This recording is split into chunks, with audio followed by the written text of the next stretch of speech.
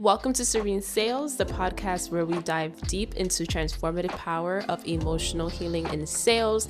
I'm your host, Aaliyah, and I'm honored to guide you on this journey towards building authentic connections with your prospect. So thank you so much for being here. I'm very happy that you are. Boundary setting is a very uncomfortable topic, and it can feel very hard to identify in the moment. The very thing that we need is that boundary setting, but why? And not only why, but can we really place boundaries in sales? Boundaries setting can feel very scary in sales.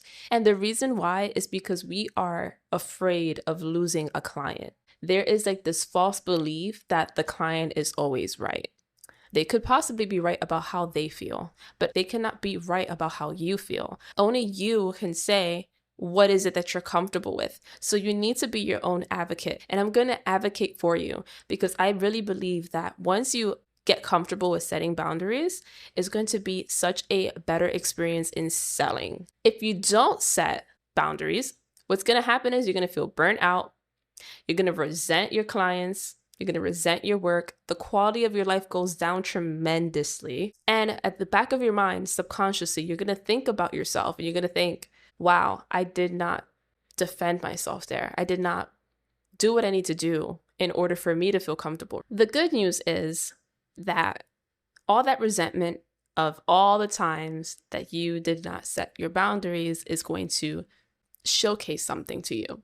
You might have some resentment in your heart right now pertaining to all the times that you said you have more availability when you didn't. All the times that you said, yeah, no problem, I'll be able to extend my time for you, extend my energy when you didn't want to. That resentment is creating a compass for you. It's showing you the direction where you want to go, which is setting boundaries. So I'm going to be sharing one time where I practice my boundary, and this is going to give you a framework of how you can set boundaries in your own situation. So I'm going to be very transparent here. I had a client where I wanted to give them a complimentary session because of the fact that I knew I wanted to help this person. I knew that I was going to be able to do so, but with the amount of sessions that we had, it wasn't going to be enough. So I wanted to extend myself and give them more. Now, did I gain more from it? Not necessarily, but I wanted to do that. That's something that I agreed on. That's something that I felt comfortable with. Then what happened was this person didn't show up.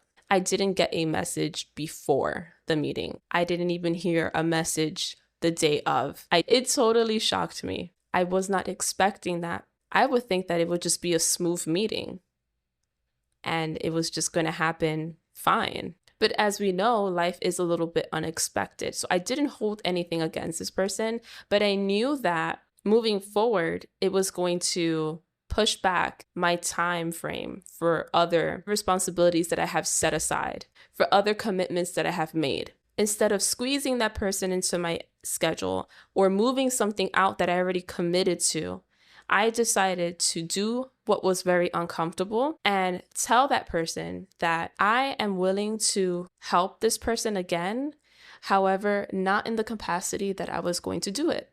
So with your situation, think about if there's a way for you to make both parties happy. Is there a way for you to make your client happy? Is there a way for you to make your manager or supervisor happy while also exercising what you feel comfortable in? So for example, if you're asked to come in earlier, but you're very uncomfortable with the time set, maybe set a different time that still is early enough, but not too early where it makes you feel uncomfortable. There's like a middle ground there. This can be a little bit more comfortable for you. You need to regain your energy. You need to prioritize other tasks. You need to stretch out your energy into other situations. So you know you can't give it your all. It's okay to say no because a lot of the times when you say no, it won't ruin your opportunity. In fact, it brings you closer to more aligned opportunities. Opportunities that value your time and attention. Opportunities that won't make you feel uncomfortable, won't make you feel resentful, won't make you feel burnt out, won't make you feel as if you betrayed yourself by saying yes to someone else versus your own well-being. It is very important to break free from feeling stuck. So the mindset shift is you create the rules of your business. Your offers are fluid, not rigid. Okay? You help others, but you advocate for yourself. And narrow your focus to your ideal clients, ones that don't push your boundaries, ones that accept and embrace your boundaries. Another thing that can help you out as well is if you implement clear contracts and communications up front. That was one mistake that I made in my past, where I didn't include my own boundaries in my contracts and I didn't communicate it up front.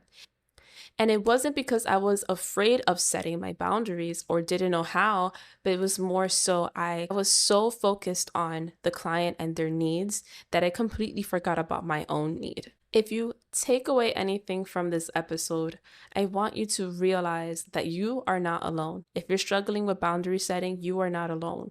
But I want to push you to advocate, to exercise it, start small, and also just know that boundaries don't repel clients, they attract the right ones. Your frustration isn't a dead end, it's a redirection. You're not stuck, you have the power to change. Take a moment today and ask yourself, what part of your work feels like a cage? Share your thoughts with me on social. I have it on my show notes. Thank you for listening to Serene Sales. I'm so grateful that you stayed with me until the end. I can't wait to catch you all on the next episode. Until then, take care and stay serene. Bye now.